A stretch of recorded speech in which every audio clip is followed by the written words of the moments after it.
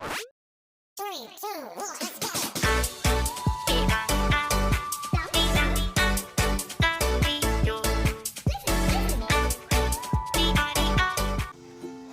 Halo teman-teman, kembali lagi di YouTube channel kita. Nah, baik, perkenalkan nama saya Yohyaningsi dengan NIM 2107227. Kita mau belajar tentang apa ya? Oh iya, gini. Gimana kalau tentang lingkungan? Kalian pernah nggak lihat kejadian seperti ini? Atau ini? Atau ini di atas? Kira-kira apa ya yang menyebabkan semua hal ini terjadi? Kalian mau tahu? Yuk ikut pembelajaran kita hari ini. Nah, jadi hari ini kita akan belajar mengenai pencemaran lingkungan. Sebelumnya, apa sih pencemaran lingkungan itu dan bagaimana cara mengatasinya? Yuk kita belajar sama-sama.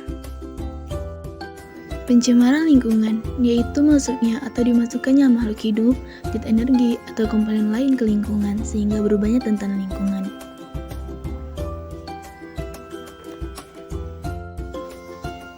Saat terjadi pencemaran, kualitas lingkungan menjadi turun sampai ke tingkat tertentu, serta lingkungan kurang atau tidak dapat berfungsi lagi sesuai dengan peruntukannya. Polutan pencemaran, di mana polutan adalah bahan-bahan atau zat yang dapat mencemari lingkungan. Kriteria polutan diantaranya yaitu jumlahnya yang melebihi batas normal, berada pada tempat yang tidak semestinya, berada pada waktu yang tidak tepat.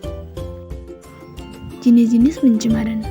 Pencemaran terbagi menjadi dua, yaitu pencemaran berdasarkan zat pencemar dan berdasarkan lokasi pencemar.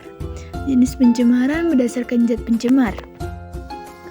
Jenis pencemaran berdasarkan zat pencemar. Pencemaran kimiawi yaitu polutan berupa zat kimia seperti zat radioaktif, unsur logam berat Hg, Pb, AsCd, dan Cr, dan juga deterjen. Pencemaran fisik, polutan berupa barang seperti kaleng, botol plastik, dan karet. Pencemaran biologis, polutan berupa mikroorganisme penyebab penyakit seperti Escherichia coli, Ethanomubae coli, Salmonella typhosa. Jenis pencemaran berdasarkan lokasi pencemar, di mana terbagi menjadi tiga, yaitu pencemaran air, pencemaran udara, pencemaran tanah. Yang pertama adalah pencemaran air. Pencemaran air biasanya terjadi akibat limbah rumah tangga. Limbah rumah tangga bisa berupa limbah organik yang berupa sampah sisa makanan, tinja, dan juga urin, di mana dapat mengakibatkan penurunan oksigen terlarut. Limbah organik, misalnya seperti sampah plastik, kertas, dan kaca, di mana limbah organik yang masuk ke dalam air akan menyebabkan terhalangnya cahaya matahari untuk masuk ke dalam perairan. Berikutnya yaitu limbah deterjen, di mana limbah deterjen ini dapat meningkatkan fosfat dalam perairan yang disebut dengan eutrofikasi.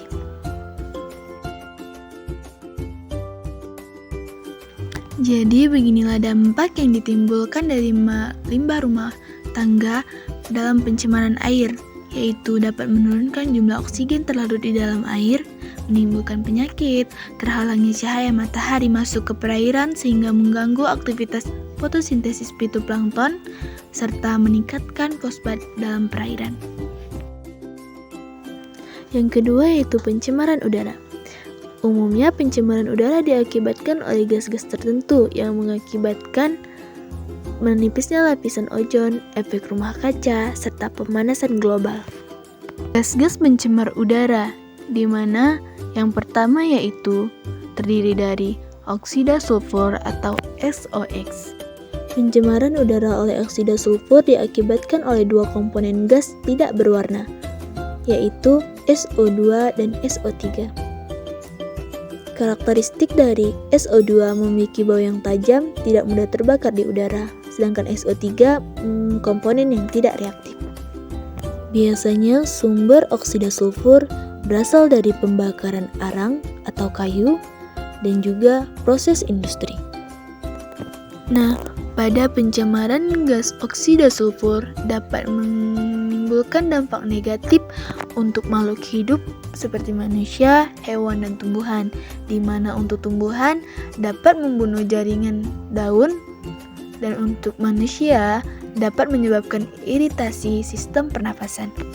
Gas pencemar udara yang kedua yaitu karbon monoksida atau CO, di mana karakteristiknya yaitu tidak berbau dan tidak berasa pada suhu udara normal berbentuk gas yang tidak berwarna.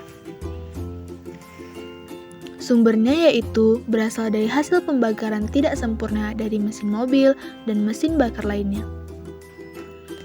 Dampaknya dapat menimbulkan efek rumah kaca serta menghambat kerja hemoglobin untuk membawa oksigen ke dalam tubuh. Selanjutnya yaitu karbon dioksida atau CO2. Karakteristiknya dalam jumlah normal gas CO2 tidak bersifat polutan. Sumbernya yaitu penggundulan hutan dan juga pembakaran minyak bumi. Dampaknya yaitu dapat menimbulkan efek rumah kaca. Gas pencemar berikutnya yaitu klorin atau Cl2, di mana memiliki karakteristik berwarna hijau, memiliki bau yang sangat menyengat, dan merupakan gas yang beracun. Sumbernya yaitu dari industri plastik atau kertas, disinfektan, dan juga AC. Di mana keberadaan gas klorin di permukaan bumi dapat menimbulkan dampak yaitu menipisnya lapisan ozon, serta iritasi pada mata dan saluran pernapasan. Pencemar berikutnya yaitu ada oksida nitrogen atau NOx, di mana karakteristiknya yaitu tidak berbau dan tidak berwarna untuk NO, dan sebaliknya untuk NO2 berbau tajam dan berwarna coklat kemerahan. Sumbernya berasal dari seperti mesin kendaraan, produksi energi, dan juga sampah. Dan untuk dampak yang dapat ditimbulkan yaitu seperti pembekakan dan kanker pada paru-paru, dan juga menyebabkan hujan asam.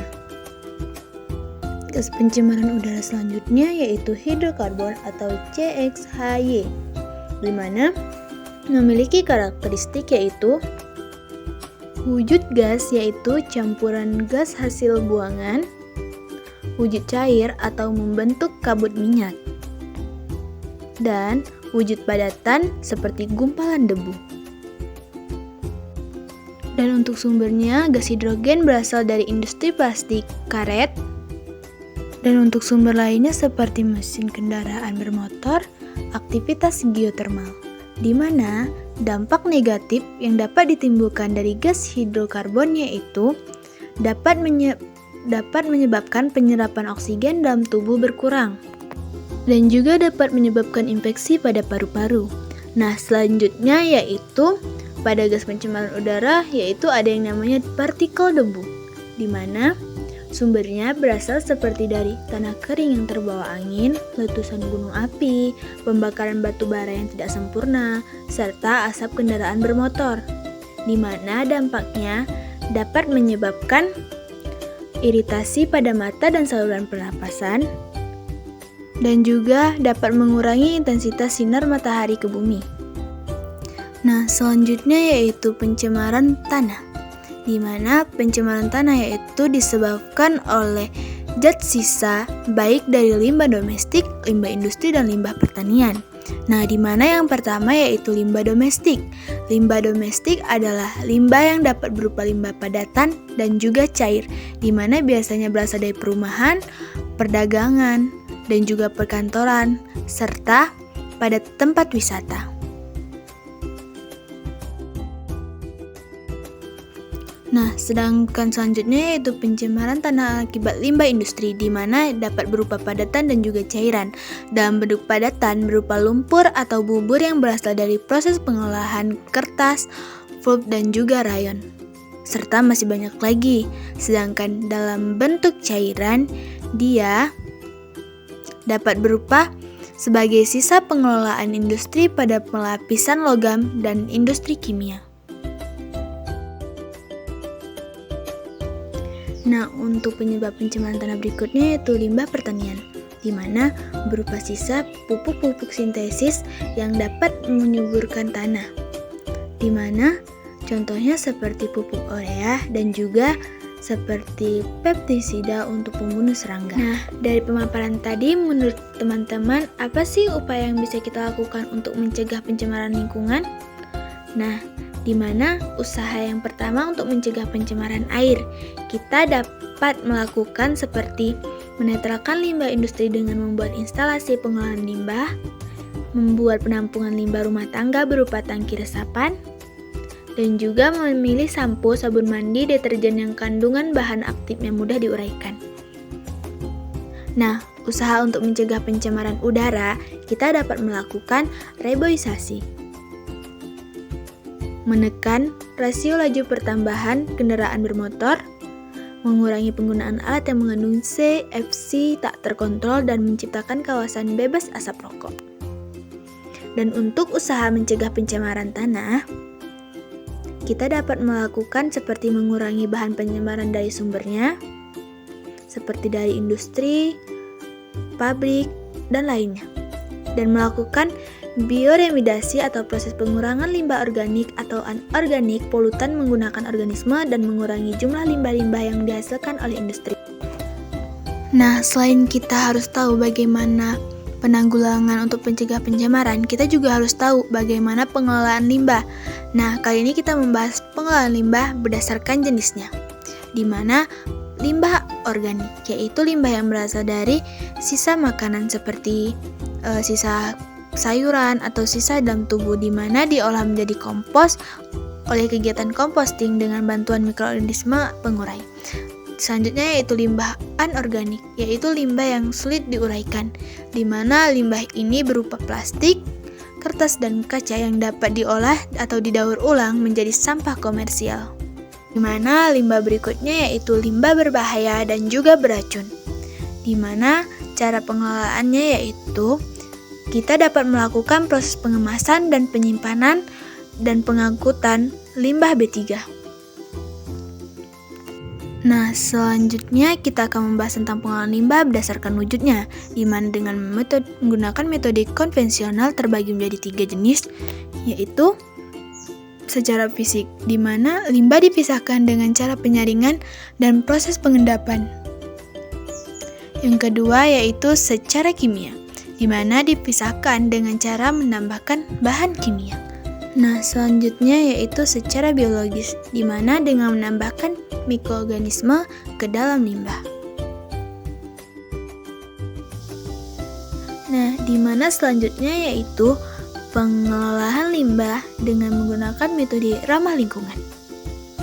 Yang pertama ada refine, yaitu penggunaan barang atau proses yang ramah lingkungan. Yang kedua, reduce, yaitu pengurangan jumlah limbah dengan optimalisasi proses. Yang ketiga, reuse, yaitu penggunaan kembali bahan limbah dengan proses berbeda. Yang keempat yaitu recycle, atau mendaur ulang barang tak terpakai sehingga bisa berguna lagi. Yang kelima yaitu recovery, atau pengambilan kembali material limbah.